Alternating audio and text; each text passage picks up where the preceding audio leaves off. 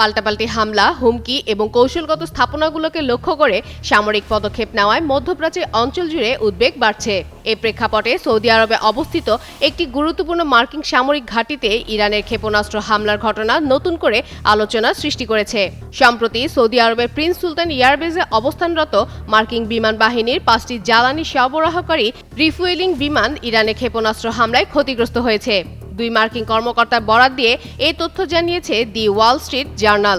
প্রতিবেদনে বলা হয়,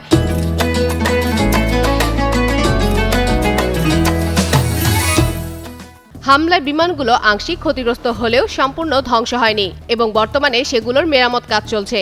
এই ঘটনায় কোনো হতাহতের খবরও পাওয়া যায়নি।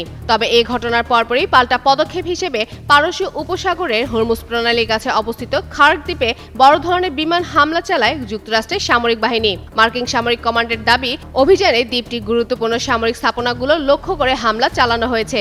এদিকে এক বিবৃতিতে মার্কিন প্রেসিডেন্ট ডোনাল্ড ট্রাম্প জানান, এখনও দ্বীপটির তেল অবকাঠামো ধ্বংসের সিদ্ধান্ত নেওয়া হয়নি। তবে হরমুজ প্রণালীতে আন্তর্জাতিক নৌ চলাচল ব্যাহত হলে কঠোর পদক্ষেপ নেওয়া হবে বলেও সতর্ক করেন তিনি। সাম্প্রতিক এই সংঘাতের ফলে মধ্যপ্রাচ্যের নিরাপত্তা ও আন্তর্জাতিক তেল বাজার নিয়ে নতুন করে উদ্বেগ তৈরি হয়েছে।